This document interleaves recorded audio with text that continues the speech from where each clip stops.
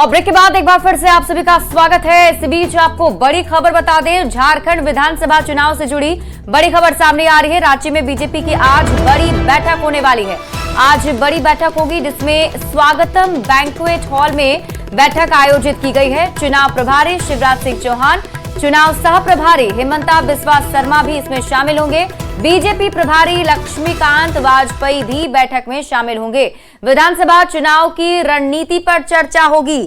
तो लगातार देखिए, झारखंड में जो वरिष्ठ नेता हैं बीजेपी के, उनके पहुंचने का सिलसिला जारी है। बैठकों का दौर शुरू हो चुका है। झारखंड विधानसभा चुनाव को लेकर रणनीति बनाई जा रही है। न्यूज 18 संवाददाता संजय कुमार सिन्हा अधिक जानकारी के साथ जुड़ गए हैं। संजय, क्या जानकारी है, कितने बजे बैठक होगी और इस बैठक को कितना महत्वपूर्ण माना जाए?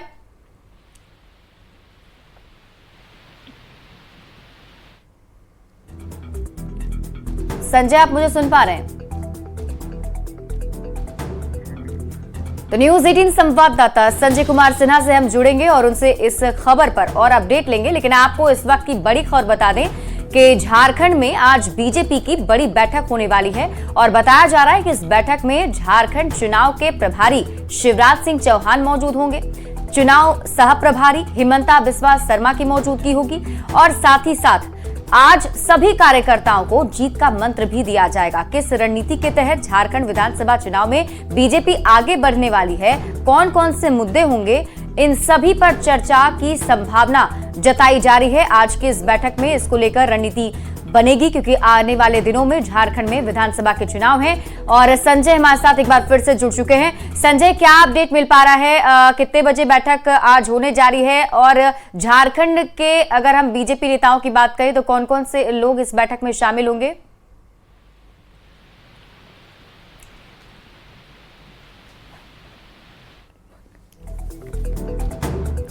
तो कुछ तकनीकी खराबी की वजह से हम संजय से जुड़ नहीं पा रहे हैं।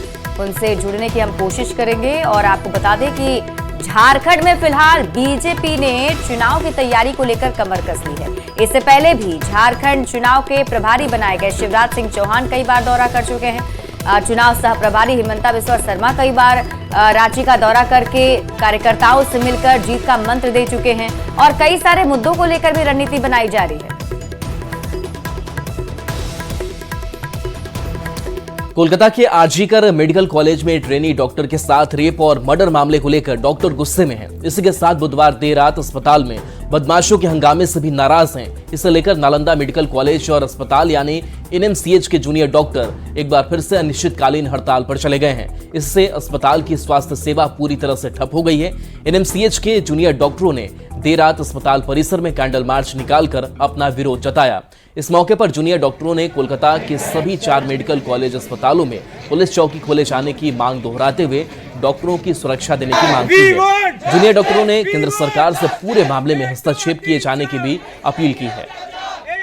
जो महिला डॉक्टर के साथ ये दर्दनाक घटना हुई है, तो हम केस तो सीबीआई को सौंप दी गई है, लेकिन कल रात टीएमसी के या फिर जो भी कुछ गुंडों ने रात को आरजीकर मेडिकल कॉलेज में घुस के हंगामा किया है। तो हमारी सबसे इमीडिएट मांग तो यही है कि आरजीकर जो कलकत्ता के 4 मेडिकल कॉलेज है उसमें एडिशनल पुलिस चौकी दी जाए। दूसरा बात यह है कि हम लोग चाहते हैं कि जो घटना का साइट है वहाँ से कोई छेड़छाड़ नहीं हो। हम लोग यहाँ पे ट्रीट करने के लिए we are here to heal the patient, we are not to fight anyone. ठीक है, तो कोई अगर गुण आके हम लोग पे अटैक किया जा रहा है, that is very very very bad thing for our society. तो हम लोग वही चाह रहे हैं कि हम लोग आज से हम लोग अपना इमरजेंसी बंद किया गया है, जितना भी सर्विसेज था हम लोग बंद किए हुए हैं। हम लोग चाहते हैं कि जो भी कोलकाता में काम कर रहे हैं या फिर स्ट्राइक में, उन लोगों का पहले प्रायोरिटी होगा उनका सिक्योरिटी, फिर उसके बाद जो भी यहाँ पे विक्टिम्स है उनको अगेंस्ट में अच्छे से काम। और अब आपको पटना के बोरिंग रोड चौराहे से आई एक तस्वीर दिखाते हैं जो सोशल मीडिया पर फिलहाल काफी वायरल भी हो रही है। इस तस्वीर में पुलिस जीप की बोनट पर एक युवक केक काटते हुए दिखाई दे रहा है। युवक के बगल में पुलिस भी खड़ी है। सोशल मीडिया पर जब तस्वीर वायरल हुई तो लोगों ने कई सवाल भी खड़े कर दिए। पुलिस जीप सरकारी संपत्ति है और उसका इस तरह मजाक बनाना किसी को शोभा नहीं देता है। आखिर कोई व्यक्ति कैसे सरकारी संपत्ति पर अपना हक जमा सकता है, ये वो सवाल है जो सोशल मीडिया पर उठाए जा रहे हैं। न्यूज 18 पर खबर चलने के बाद पटना पुलिस हरकत में आई और सचिवालय डीएसपी ने पूरे मामले की जांच भी की। पुलिस मुख्यालय ने एसके पुरी थाने के दारोगा संजय कुमार को निलंबित कर दिया है। दारोगा संजय कुमार उस वीडियो में युवक के साथ मौजूद थे।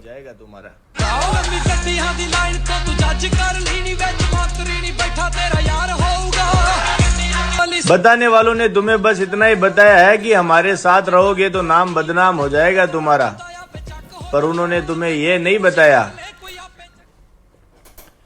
भागलपुर में गंगा का जलस्तर लगातार खतरे के निशान से ऊपर बह रहा है। निचले इलाकों के साथ साथ शहरी इलाकों में भी बाढ़ का पानी घुस गया है।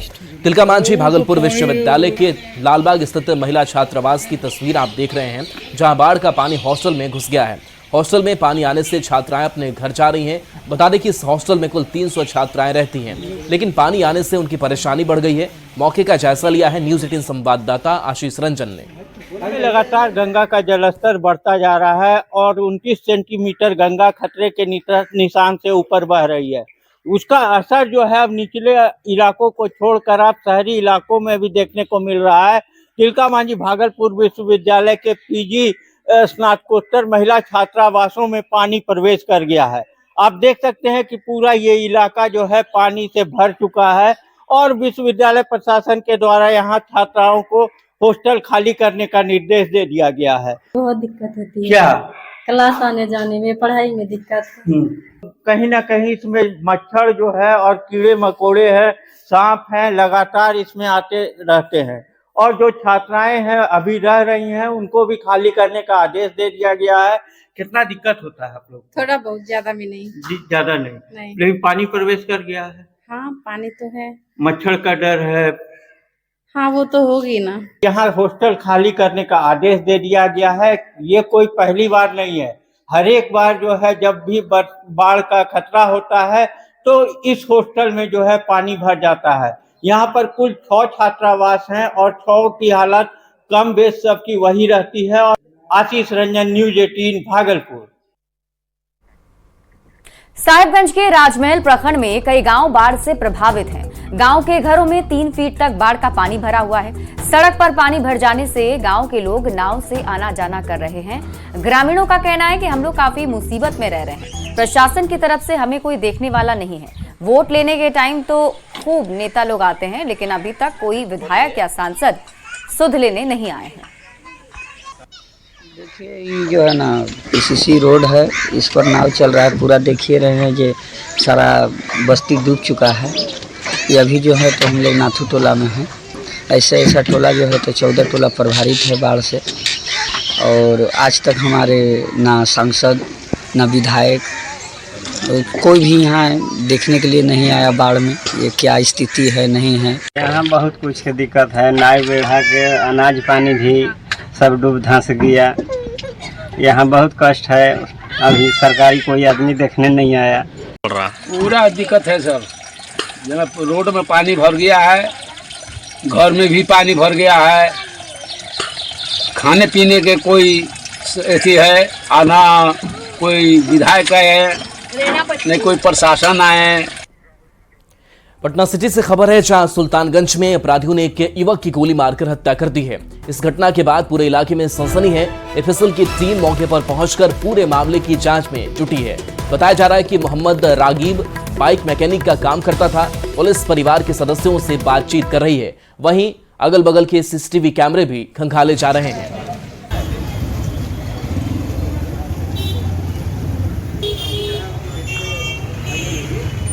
4 बजे मेरी अम्मी को खानका मादिया मंगल तालाब छोड़ा जाके इसने। और उसके बाद 7:15 बजे मेरी अम्मी फ़ोन कर रही हैं तो फ़ोन नहीं उठाई 8 कॉल, तो घबरा गई। तो फिर किसी ने कॉल उठाया तो बोला कि हम सुल्तानगंज थाना से बोल रहे हैं। तो घबरा के मेरी अम्मी हमको फ़ोन करती हैं कि क्या हुआ पता करो जाके, मेरा घबराहट हो रहा है। तो हम फ़ोन करते हैं तो बोलते हैं कि मोबाइल आपका थाना में यहाँ जमा है, सुल्तानगंज थाना में, और जिसका मोबाइल है उसको गोली लग गया। गोली लगने से उसका मृत्यु हो चुका था। इस पे अभी तक की सूचना के आधार पर ये जो मृतक व्यक्ति है वो खाजी कला का रहने वाला है। उसका नाम आकिब है। अभी तक घटना जो हुआ है उसका रीज़न अभी तक क्लियर नहीं हुआ है। पुलिस द्वारा एफएसएल टीम को बुलाया गया है जो घटनास्थल को प्रोटेक्ट किए हैं। अगली खबर पूर्वी चंपारण से आपको बताएं, जहां प्यार में ब्रेकअप से नाराज आशिक ने कुल्हाड़ी से काटकर अपनी प्रेमिका की हत्या कर दी। मधुबन के घुमरिया गांव का ये मामला है। आरोपी का नाम चुन्नू राम है, जिसने पूर्व प्रेमिका की अपने दोस्तों के साथ मिलकर निर्मम हत्या कर दी। हत्या के आरोप में पुलिस ने 3 युवक को गिरफ्तार किया है। बता दें कि चुन्नू राम का पूर्व प्रेमिका से 5 महीने पहले ब्रेकअप हुआ था, जिसके बाद उसने दूसरी जगह शादी तय होने पर हत्या की धमकी दी थी। प्रेम प्रसंग की जानकारी मिलने पर गांव में पंचायत के जरिए मामले को सुलझाया भी गया था, लेकिन चुन्नू माना नहीं था। मृतक के परिवार के सदस्यों ने पुलिस को मामले की जानकारी देने के बाद भी कार्रवाई नहीं करने का आरोप लगाया है। पता चला हम लोगों को हाँ ऐसे किसी से बात करती है, तो लड़का भी धमकी दे रहा था मारने के लिए। मेरे अपनी बहन को समझा बुझा दिए कि उससे बात नहीं करती थी मेरी बहन। अब अपने पास ही रखते थे, फिर भी वो लड़का कहीं कहीं बोलता था कि तुमको जान से मार देंगे, किसी शादी करेंगे जान से मार देंगे, यूँ कर देंगे, यूँ कर देंगे। मेरी बड़ी वाली दीदी को परेशान करते थे, बार बार वही ऊपर जाकर फोन करती थी, बार बार बोलता था कि धमकी देता था। आज मार दिया। वीरेंद्र ठाकुर जो कि गुलवारा मधुबन के रहने वाले हैं, उनकी 19 वर्षीय पुत्री जो कि अपनी ननिहाल गुरमिया में रहती थी, उसका अपराधियों के द्वारा गला काटकर हत्या कर दिया गया। इसकी सूचना प्राप्त हुई थी। सूचना के प्राप्त होते ही मधुबन थाना और स्वयं मैं भी वहाँ पे घटनास्थल पर गया था। जाने के उपरांत वहाँ पे एफएसएल टीम को भी बुलाया गया। पोस्टमार्टम के लिए सबको भेजा गया है। अभी तक जो अनुसंधान हुआ है उसमें लड़की को ब्लैकमेल करने की बात प्रकाश में आ रही है और कुछ चिन्हित जो अभियुक्त हैं उनको अभी पूछताछ के लिए थाना पर डिटेन किया गया और आगे कार्रवाई की जाए। मुजफ्फरपुर के बरियारपुर थाना क्षेत्र के बंका चौर में बीते 12 अगस्त को एक बैटरी रिक्शा चालक को बदमाशों ने हथियार दिखाकर लूट लिया और गाड़ी लेकर फरार हो गए। वहीं पुलिस ने कार्रवाई करते हुए 3 आरोपी को गिरफ्तार कर लिया है। पुलिस का कहना है कि 12 अगस्त को रिक्शा की बुकिंग कर आरोपियों ने 2 घंटे तक गाड़ी को घुमाया। इसके बाद शाम होते ही 2 अन्य साथियों को बुलाकर रिक्शा चालक के पैसे लूट लिए और रिक्शा लेकर फरार हो गए। पुलिस ने पहले 2 आरोपी को गिरफ्तार किया और फिर उनकी निशानदेही पर एक और आरोपी को गिरफ्तार किया गया है। फिलहाल 4 अन्य आरोपी की तलाश जारी है। पुलिस ने लूट की रिक्शा को जब्त कर लिया है। हो गए और बंका चौर में जाने के बाद करीब 2 घंटे इनको इधर उधर वो लोग घुमाए। उसके बाद जैसे ही थोड़ा संदेह हुआ, उन लोगों ने पिस्टल का भय दिखाकर उसको ऑटो को छीन लिया और 2000 रुपया भी उनका छीन लिया। उसके बाद इन लोगों ने 2 और सहयोगियों को अपना इस्तेमाल किया और उस गाड़ी को कहीं ठिकाने लगा करके उसका बैटरी खोल करके और ले जा करके चांदनी चौक है सकरा थाना क्षेत्र में, वहाँ एक है सुबोध कुमार निषाद, उनके पास ले जा करके उन्होंने बेचा। बिहार बीजेपी के अध्यक्ष दिलीप जायसवाल पटना सिटी पहुंचे, जहां बजरंगपुरी में बीजेपी नेता अजय शाह के परिजनों से मुलाकात की। इस दौरान उन्होंने परिजनों को हर संभव मदद का आश्वासन दिया। दरअसल मंगलवार की देर रात बाइक सवार अपराधियों ने बीजेपी नेता अजय शाह की गोली मारकर हत्या कर दी थी। दिलीप जायसवाल ने कहा कि पुलिस अपना काम कर रही है, जल्द ही आरोपियों की गिरफ्तारी कर ली जाएगी। भारतीय जनता पार्टी के समर्पित कार्यकर्ता और पार्टी के संगठन के पद पर भी रहे और सभी कार्यकर्ताओं से उनका बहुत ही अच्छा व्यवहार और लगाव था। जिस तरह से ये निर्मम हत्या हुआ बहुत ही दुखद, और जितना जल्द होगा हत्यारे को पुलिस प्रशासन गिरफ्तार करके सजा दिलाने का काम करेगी। पूरा भाजपा परिवार इस परिवार के साथ है इस दुख के घड़ी में। यूनिफॉर्म सिविल कोड पर प्रधानमंत्री ने अपनी सरकार का रुख साफ कर दिया है। प्रधानमंत्री ने कहा कि देश को कम्युनल नहीं बल्कि एक सेकुलर सिविल कोड की जरूरत है। प्रधानमंत्री के बयान के बाद सियासी बयानबाजी तेज हो गई है।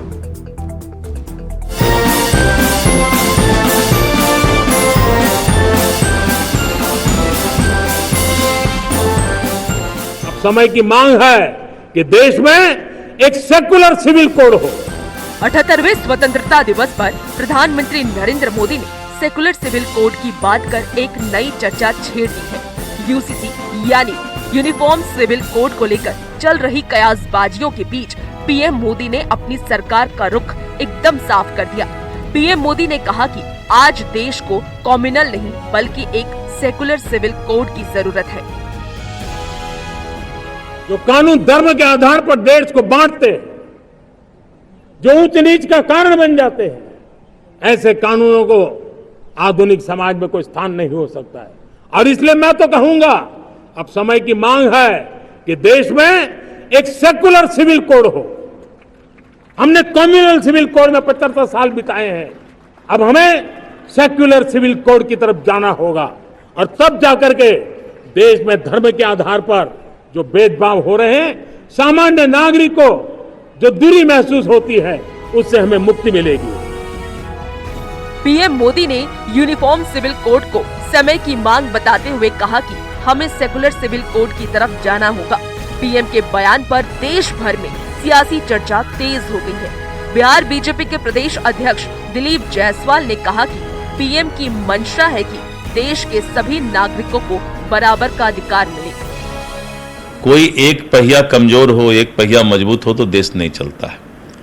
तो उनकी सोच कॉमन सिविल कोड के पीछे यही है कि धीरे धीरे एक तरह का माहौल पूरे देश में बने और सबका साथ, सबका विकास, सबका प्रयास हो तो देश आगे चले। वहीं जेडीयू नेताओं का कहना है कि कॉमन सिविल कोड एक संवेदनशील विषय है, इस पर आम सहमति और व्यापक चर्चा होनी चाहिए। देश विविधताओं से भरा हुआ है, विभिन्न धार्मिक परंपराएं हैं, क्षेत्रीय भावनाएं हैं, तो ऐसी स्थिति में व्यापक विमर्श जो स्टेक होल्डर्स हैं उनके बीच आम सहमति बनना चाहिए। पीएम मोदी देश के लिए सेकुलर सिविल कोड की जरूरत बताने पर आरजेडी की ओर से राज्यसभा सांसद मनोज झा ने प्रतिक्रिया दी। मनोज झा ने कहा कि इसके लिए हृदय बड़ा करना होगा। भैंस मंगलसूत्र मुजरा वाली जुबान इस्लामोफोबिक कंटेंट थी। उसके साथ जब आप सेकुलर सिविल कोड की बात करते हैं ना, तो थोड़ा अटपटा सा लगता है। जैसे कहते हैं चैरिटी बिगिंस एट होम। देश एक तो कानून भी एक ही होना चाहिए। बीजेपी काफी पहले से यूसीसी यानी कॉमन सिविल कोड की बात करती रही है, लेकिन जैसे ही यूसीसी की चर्चा होती है, सियासी माहौल गर्मा जाता है। अब जबकि प्रधानमंत्री ने यूसीसी की जगह एससीसी यानी सेकुलर सिविल कोड की बात कही है, तो एक बार फिर सियासी बयानबाजी शुरू हो गई है। न्यूज 18 के लिए पटना से शैलेंद्र कुमार के साथ ब्यूरो रिपोर्ट। चुनाव के रास्ते पर तेजी से आगे बढ़े झारखंड की सियासत में बीजेपी को बांग्लादेशी घुसपैठ का एक ऐसा मुद्दा मिल गया है जिसको लेकर पार्टी को लगता है कि यही उसे सत्ता की सीढ़ी तक लेकर जाएगा। शायद यही वजह है कि बीजेपी किसी भी सूरत में घुसपैठ के मुद्दे को छोड़ने को तैयार नहीं। अब इन सबके बीच राज्यपाल ने एक बयान से बीजेपी को भी चौंका दिया है। झारखंड में घुसपैठ पर बढ़ा घमासान। पहले केंद्र शासित प्रदेश की मांग, अब बांग्लादेश की साजिश की एंट्री। बाबूलाल मरांडी के बयान पर सियासी बवाल। राज्यपाल के बयान ने सबको चौंकाया। ये भारत सरकार की चिंता का विषय है। झारखंड में जैसे जैसे विधानसभा चुनाव नजदीक आ रहा है, बांग्लादेशी घुसपैठ का मुद्दा गर्माता जा रहा है। बीजेपी इसे लेकर लगातार आगे बढ़ रही है। संथाल में बिगड़े हालात के लिए राज्य सरकार पर सवाल उठा रही है। पक्ष विपक्ष के जुबानी जंग में राज्यपाल संतोष गंगवार ने कूदकर सबको चौंका दिया। राज्यपाल ने घुसपैठ के मुद्दे को पूरी तरह से केंद्र का विषय बता दिया है। ये भारत सरकार की चिंता का विषय है और मैं समझता हूँ वो इसको समझ भी रहा है और देख भी रहा है और उसका एक समाधान, जैसे आपने बताया कि हाई कोर्ट ने इस पर चिंता व्यक्त की है, मुझे लगता है इसका कोई समाधान आपको आने वाले समय में समझना है। घुसपैठ के मुद्दे पर राज्यपाल की अलग राय जो भी हो, लेकिन राज्य के पहले मुख्यमंत्री बाबूलाल मरांडी का आरोप है कि जहां भी हिंदू अल्पमत में हुए, वो हिस्सा सबसे पहले देश से कटा और फिर वही क्षेत्र देश का दुश्मन भी बन गया। संथाल के डेमोग्राफी में बदलाव को लेकर बाबूलाल मरांडी का ये दावा है कि संथाल बिहार और बंगाल के कुछ इलाकों को मिलाकर बांग्लास्तान बनाने की बड़ी साजिश की जा रही है। खास करके जो बांग्लादेश से सटा हुआ, चाहे कुछ बिहार का हिस्सा हो, बंगाल का हिस्सा हो, झारखंड का हिस्सा हो, बांग्लादेश का हिस्सा हो, ऐसा मिला जुला करके एक राष्ट्र बने, इसके भी ये प्रयास चल रही है। बाबूलाल मरांडी के बयान पर झारखंड की सियासत में बवाल मचा है। सत्ताधारी जेएमएम और कांग्रेस एक सुर में बाबूलाल मरांडी पर पलटवार कर रही है और चुनावी साल में घुसपैठ के मुद्दे को बीजेपी की एक बड़ी चाल बता रहे हैं और कह रहे हैं कि इन सब का बीजेपी को कोई फायदा नहीं मिलने वाला। जो भी प्रयास है ना भाजपा का चुनाव में कोई एक मुद्दा बनाने का है, एक परसेप्शन बनाने क्रिएट करने की वो प्रयास कर रहे हैं। कुछ भी अनर्गल बयानबाजी हो रही है और अगर इस तरह का कुछ हो भी रहा है तो जाकर के अमित शाह से क्यों नहीं पूछते। बीजेपी के नेताओं को कह रहा हूँ, ये अब बर्दाश्त से बाहर हो रही है। हम लोग सहन शक्ति बर्दाश्त से बाहर हो गई। हम लोग एक हैं, नेक हैं, हमारे इरादे अटल हैं और 24 में विधानसभा के पटल में हम लोग आ रहे हैं। बेवजह किसी का सेंटिमेंट खराब मत कीजिए। बांग्लादेश बताइए साहब, क्या सोच है? इस मंशा को झारखंड मुक्ति मोर्चा तो पूरा नहीं होने देगी और चुनाव का वक्त है अभी, तो इस तरह की बातें भारतीय जनता पार्टी के तरफ से आती जाती रहेंगी, लेकिन इनकी जो मंशा है उसको हम पूरा नहीं होने देंगे। ये मैं बाबूलाल जी को जरूर बताना चाहूंगा। इसके पहले गोड्डा से सांसद निशिकांत दुबे भी घुसपैठ के समाधान के लिए केंद्र शासित प्रदेश बनाने की मांग कर चुके हैं और मंगलवार को पाकुड़ में उन्होंने कहा था कि संथाल को ग्रेटर बांग्लादेश बनाने की साजिश की जा रही है, जिसे वे कामयाब नहीं होने देंगे। लेकिन सत्ताधारी दलों के नेता राज्य में घुसपैठ के दावों को सिरे से ही नकार रहे हैं। देखने वाली बात ये होगी कि राज्यपाल के बयान के बाद अब ये मुद्दा कौन सी करवट लेता है। रांची से न्यूज़ 18 के लिए संजय सिन्हा और गौरव झा के साथ जामताड़ा से सुमन भट्टाचार्य की रिपोर्ट। और चलिए ब्रेक का वक्त, जल्द वापस आते हैं।